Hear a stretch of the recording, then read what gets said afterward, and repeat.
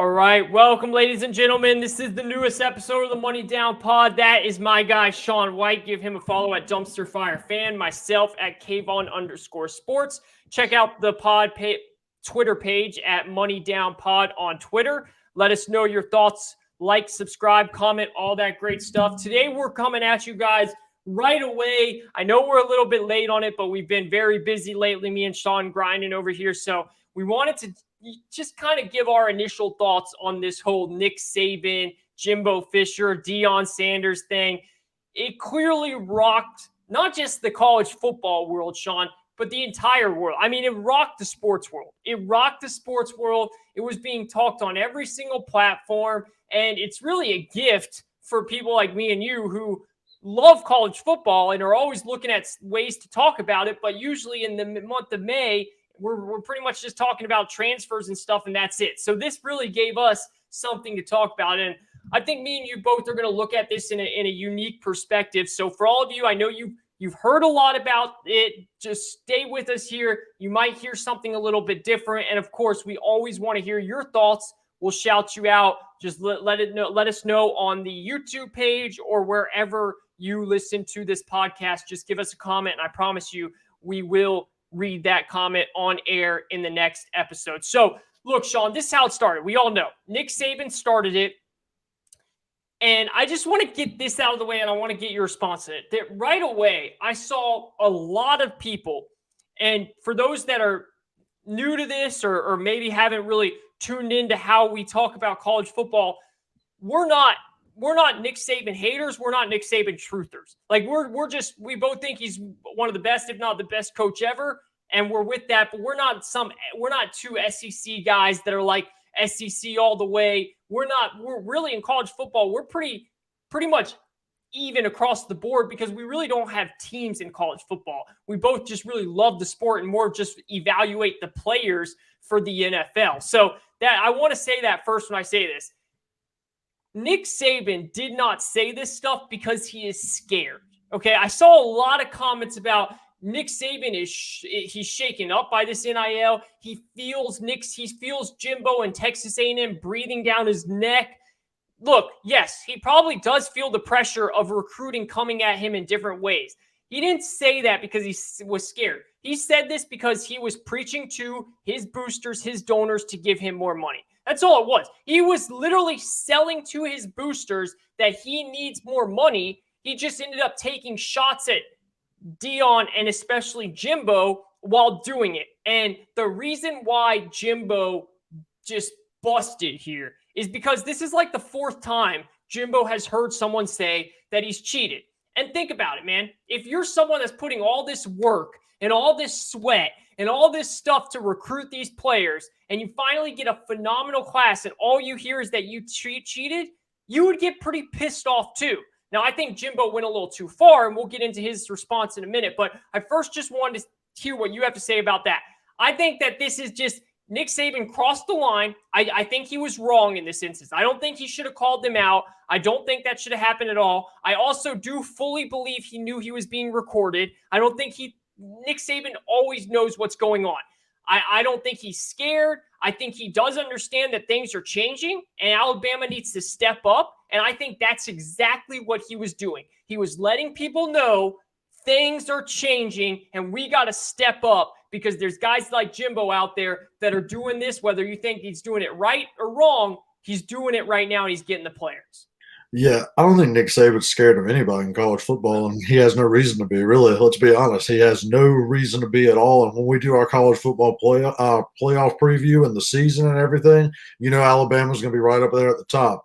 But as you said, we're not big Bama fanboys. We're not SEC fanboys. We just watch the sport for the sport of it to evaluate prospects. So where Saban's coming from, and this is where I feel he brought that from, Saban does this all the time. Every year he goes on a rant, whether it's to get his players to play harder and not buy into their own hype, whether it's to really get a rule change across, which I think this is a little bit of what he's doing. He's sick of the NIL not having any rules or guidelines, and he's saying that, hey, we need to get this fixed because look at what's happening everywhere.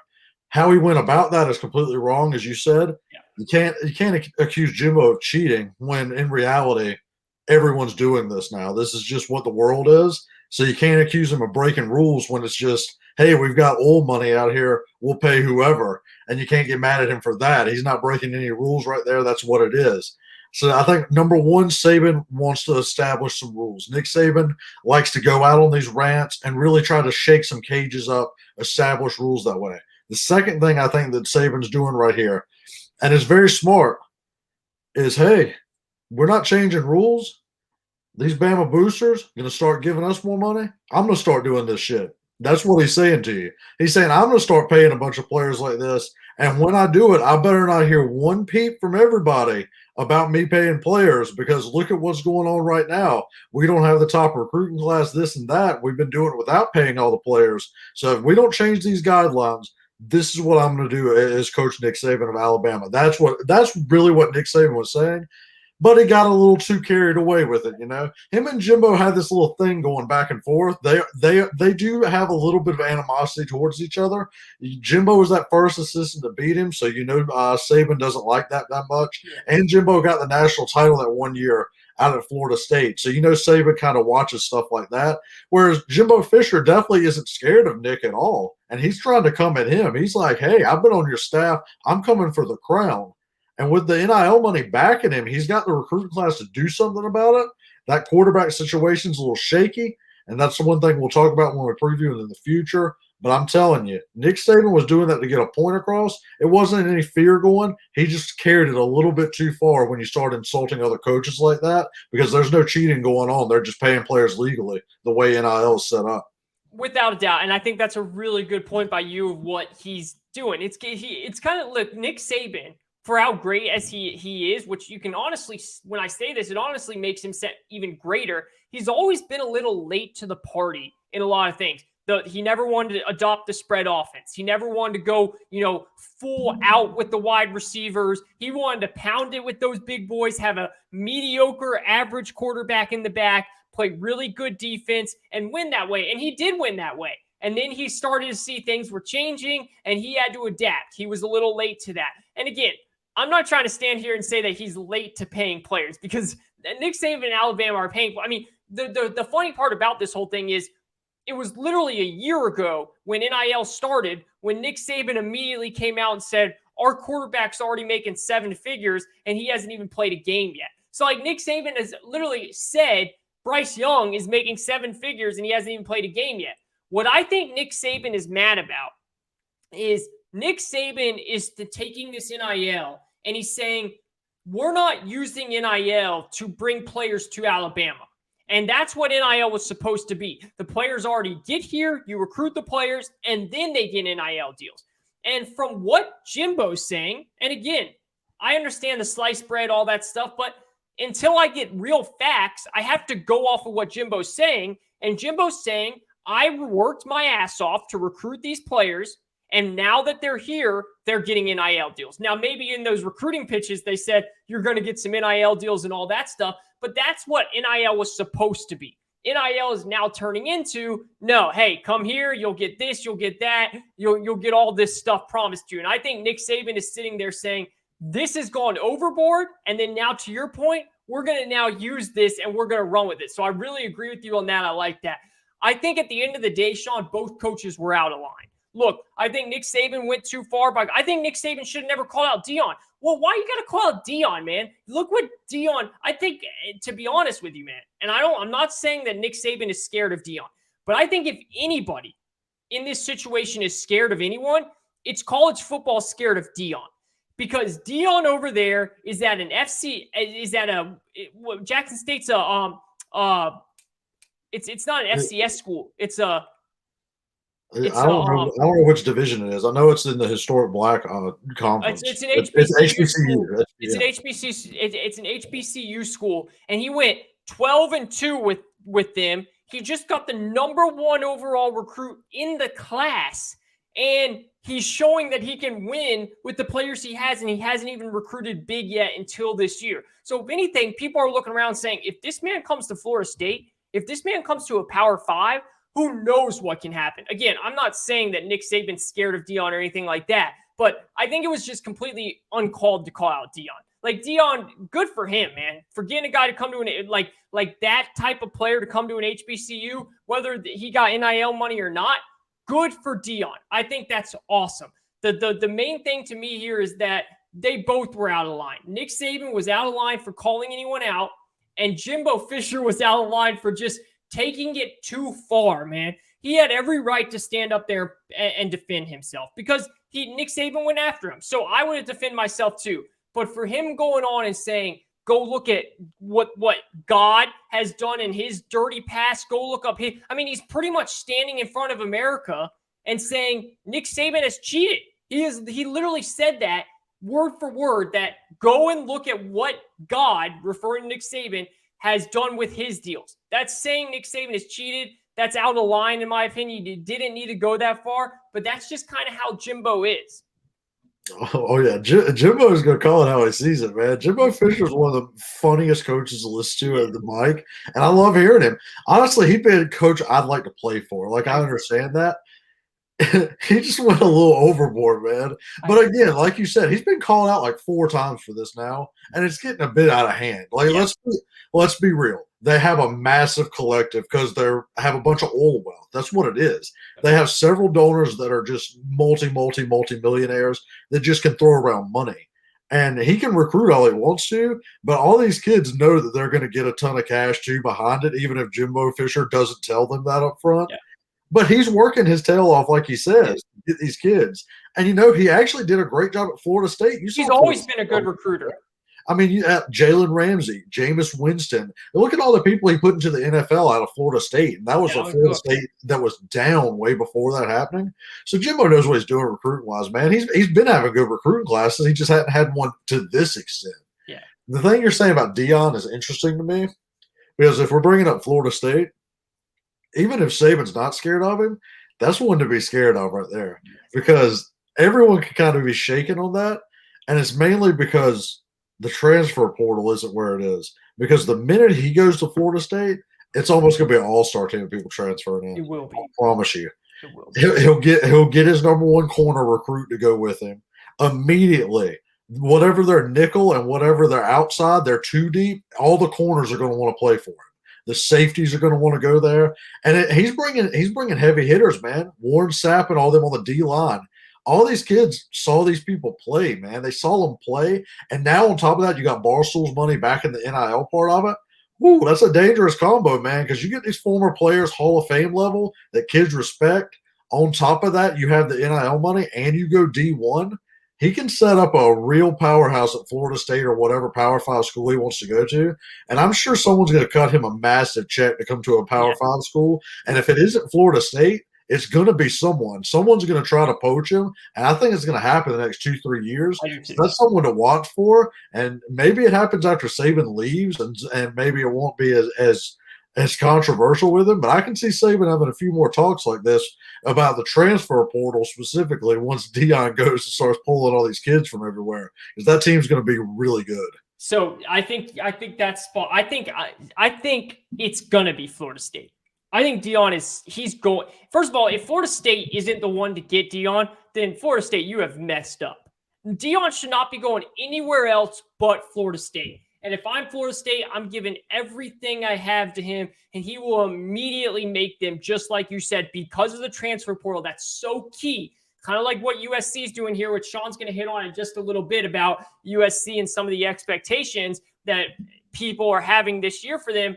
Dion, people should be worried about Dion, and that was my whole point for that, and you said that. I want to hit on something that you just mentioned here. You said maybe Nick might be gone by then. I want to pull this up. I fully believe this. I think Nick Saban, again, I heard people say Nick Saban's scared. I heard people say Nick Saban didn't know that it was being filmed. Stop. Nick Saban is one of the smartest coaches out there. He knows what everything is happening. He knows when things are being filmed. He knows when he's in a closed room, no one's watching, listening. He knows who he's talking to. He knows when people are going to hear what he's saying. He knows everything. And I think Nick Saban is really fed up with how college football is right now. And I think Nick Saban's looking around and he's seeing the money that all of these Tom Brady just got, the money that Troy Aikman just got, that Joe Buck just got. I think he's looking around and seeing some of these broadcasting money, and game day, man, for ESPN, they've been the big premier show for a while. And while they still are the ratings-wise the top dog, there's a lot more shows out there these days that are catching up. Noon kickoff on Fox is the ratings have been great for that lately. You got other CBS and these shows that are these other. Barstool has a show, a pregame Saturday show. ESPN, Lee Corso is getting old now. He's older. They know they love making a splash, and I could totally see ESPN writing a fat check to Nick Saban to come be on that game day set. And I think Nick Saban has already thought about that. And I could totally see Nick Saban walking away from this sport soon. And I think that's why he's kind of going unfiltered lately. I think that's why he's bitching and moaning and just saying all this stuff and taking shots at people. Because I think he's setting up to say, I don't give a damn. I'm not going to be here that much longer. We're going to try and go win a couple more titles, maybe coach for 2 more years. And then I'm out. And I'm going to go sit on my couch, sit on, and Saturday morning, go wherever College Game Day is, do a couple sound bites, do a couple bites during the week on SportsCenter and stuff like that, and make a ton of money and be with his great wife, Terry, and be good to go. I'm serious, Sean. I think he is looking around saying, F this, man. I'm done with this, and I'm going to go nuclear about what I say until then. Yeah, I can see that happening for sure. I think most likely, and because Bama is the power they are, I think he probably walks out on a win next national championship, whether it be this year, next year. Because let's be real, Bama's going to be stacked no matter what, as long as he's there, and they're going to be well coached.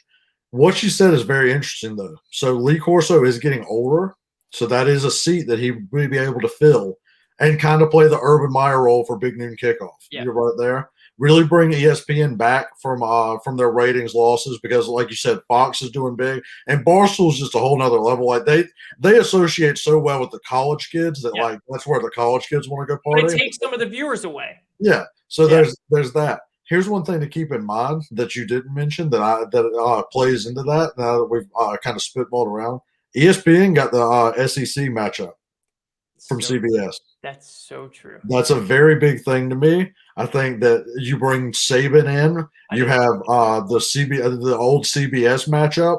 Now you have these primetime SEC games, and Saban's going to be right there on the desk knowing all these teams like the back of his hand. And one thing I do want to throw, I don't think he's scared either. I think he is fed up.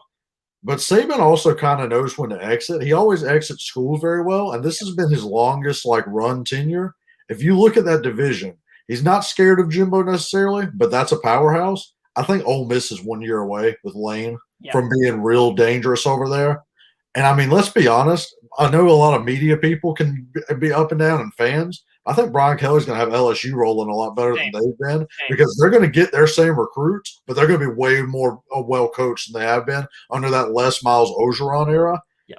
I mean, I think Saban's probably seeing the landscape and going, I'm not going to overstay my welcome. Give me one more. Maybe I'll go to the broadcasting booth like you mentioned. I love that point. It's excellent. I think that's a total plausible thing that might happen. And to tie it up, so I didn't even think about the SEC part of that. That is huge for ESPN and for Saban. Fits right in. Shoot, maybe if he even wanted to go into the booth. I mean, he knows these teams I think he would do great, but I think he would do really good on the desk at College Game Day. And then last thing, you mentioned, I agree with you. I think LSU is going to be awesome. Maybe not this year, but they're going to be. I love what Lane's doing at Ole Miss. Dude, Arkansas. Look, Arkansas is one of those schools that is going to benefit so much from NIL. And that's what I think goes into your point about Nick Saban's looking around. It's not that he's scared. It's that he's saying recruiting is different now. I used to be the best at it, and I still might be the best at it, but now people have cash, and cash takes away all of my points. And yes, we have cash at Alabama, but Sean, Auburn has more money than Alabama. All right. Auburn's dysfunctional. Yeah. Even though they're dysfunctional, they have more money than Alabama. Ole Miss and Texas A&M, they have more money. Arkansas has passionate fans and a shit ton of money. That's the recipe you need for NIL. That's it. You have a very passionate fan base with passionate boosters and a lot of money. you are going to be fine with the NIL. And all of those teams in the West are trending up, not to mention Oklahoma comes in, Texas comes in, all of that. I just think, Nick, it's not that he's scared, like you said. I think he's just looking around saying, bro, look what I've done. And look how much money I can now make doing broadcasting. I'm 70 plus years old. Let's go chill. Let's go chill, and let's go just talk about the game on TV. 100% with you there. I think that's a phenomenal point.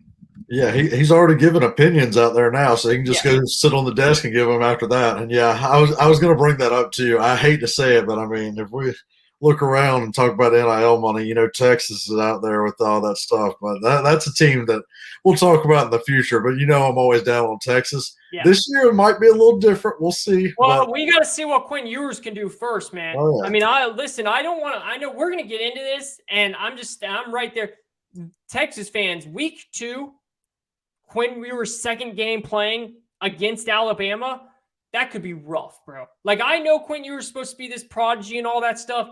Oh, he's supposed to be better than Trevor Lawrence on the composite. He's supposed to be amazing. I'm just saying. And we saw what Trevor did at Clemson, his first start, everything like that. Yeah, you saw that. They paid all their O linemen. Their receivers are back. Bijan Robinson. That offense should be humming if you're Sark. It better be. That's one team that'll be fun with expectations. Let's move on to another team with expectations right here. Now that Jordan Addison's officially committed to USC, got a lot of people out there thinking USC is going to make this big jump and everything. I'm not going to break down whether they're going to win the Pac-12 or not. I think it's going to be a close match there. And I do think they have a shot at the playoff. But let's all be honest. They're getting ran out of there by those other 3 playoff teams probably, especially if it's an Ohio State, one of those SEC powers, because they do not have the trenches. Everyone is getting overly hyped about Caleb Williams and Mario Williams and then Addison and everything like that. It's the trench issue that's really going to kill USC these first 2 years. No matter what you do, they don't have the D lineman, the O lineman right now that can match up with these big boys other places. And I want to make this comparison because I believe it's true. USC could possibly make the playoff, but they're going to be Lincoln Riley at Oklahoma. They're going to be the Oklahoma team. Yeah. That's exactly what you're going to see these first few years because Lincoln's going to bring that offense. They're going to score a lot of points. I would almost venture to guess that Addison is going to play essentially the Marvin Mims role at Oklahoma and kind of be that similar player. They're similar in height, similar in weight and everything. Yeah. He's going to run that same scheme type stuff. The problem is they're not going to be able to stop some of these teams, and these teams are going to run over their O-line whenever they get into big boy matchups like that. I'd watch for Notre Dame to have some success against them this year, even if their offense is a little down, but they might can road grade them. I'd look for Oregon to really kind of have some big boys on them too, and that be a tough game. And everyone's got to watch out for Utah whenever they come to town because they will slam it up onto you no matter what with the run game and the D line. I like USC. I like the direction they're heading. But it's a little early to be crowning them, especially with the way their trenches are, and I think it needs to slow down a little bit with the hype train. Yeah, so I think it's awesome that you brought this up. You told me before the show that you want to, and you're going to get USC fans mad at you, but it's only right. I mean, the hype train is out of this world right now, and I want to be clear when I say this, and I think Sean agrees with this as well. You guys are going to be phenomenal under Lincoln Riley. It's going to happen. You will be. But to expect this year to make the playoff, the only reason why, Sean, they would have any chance at sniffing the playoff is because they're in the Pac-12. That's why I gave them the out. That's exactly why. That is the only reason. And I still don't think it happens because of exactly what you said. Bro, Utah is really good in the trenches. They will beat you up with their run game. And they have big boys on that D-line. They will beat them up in the trenches. Now, maybe Caleb Williams can play number 1 overall pick and just go ham and win these games by himself. We could totally see that. But to think that they're going to just dominate some of the – look, dude, UCLA, man, Chip Kelly, a lot of people just forget about UCLA because they're not really a popular school football-wise, which is wild to say because it's UCLA, but they're not. Chip Kelly, I'm telling you guys right now, has built something there that he's got his quarterback back, which is he's a good player. He's got his running back back. He's built things in the trenches. They've got some big boy. I would not be shocked if UCLA beats USC this year again. I mean, they pounded them by 20 last year, and it's because they have nothing in the trenches. I think UCLA is going to be a 2-loss team this year. I'm that high on Chip. Like Oregon, I think Danny Lanning's going to bring in that type of powerful SEC. It's going to take a while, but I think he's going to bring that type of thing. So I'm with you on it, man. I'm very high on USC in the long run.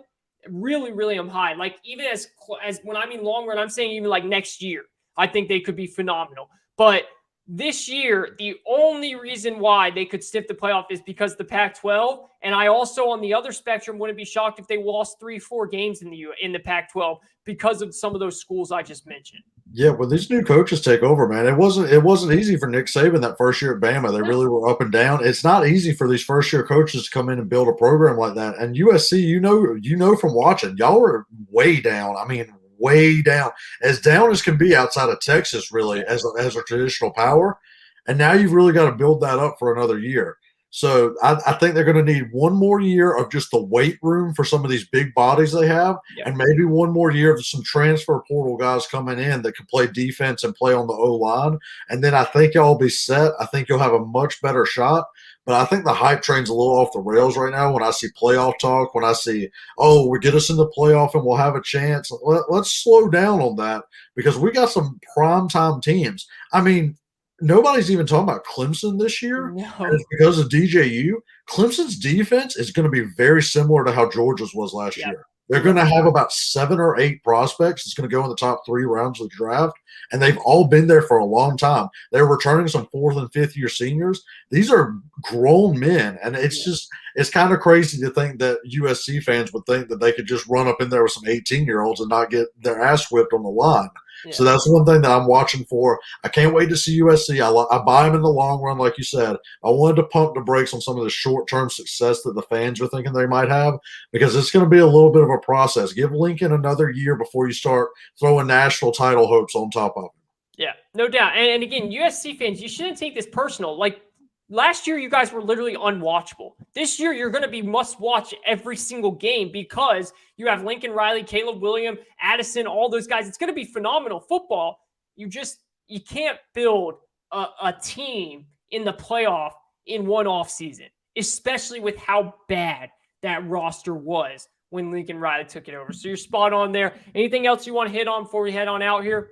No, I think it's good. Coming up in the future, we're definitely going to be doing some more breakdowns. We'll probably break down each conference over the summertime, really get there. I'm waiting on a few quarterback announcements for some of these teams too, and that might ride up to September, and we'll talk about it because that drives me insane too.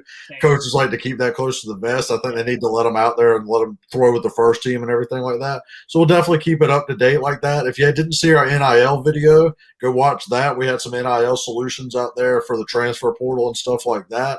And we'll keep doing the college football content because we love it. And we got fantasy football power rankings coming up. We're going to break down each team's offseason in the NFL. So keep tuned for all that in the next coming weeks. Yeah, the content is really about to start rolling in with us here, especially as we get into June, July. I mean, we're going to be pumping out videos numerous throughout the week. Again, things are just getting a little crazy right now, but we both have day jobs. We can't make this a career right now, so we do this. We do this as a second kind of thing that we like or we're real passionate about. We love it to be our jobs. We have day jobs right now that we have to keep up, so they've been real busy.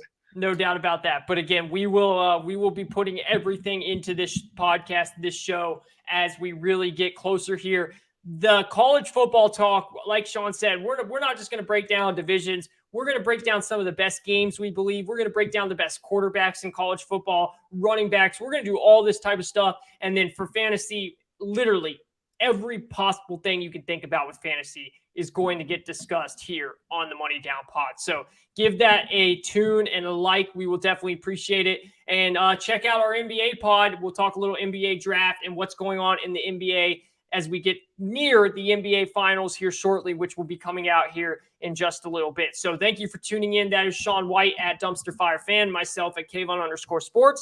We appreciate it, and we'll talk to you soon.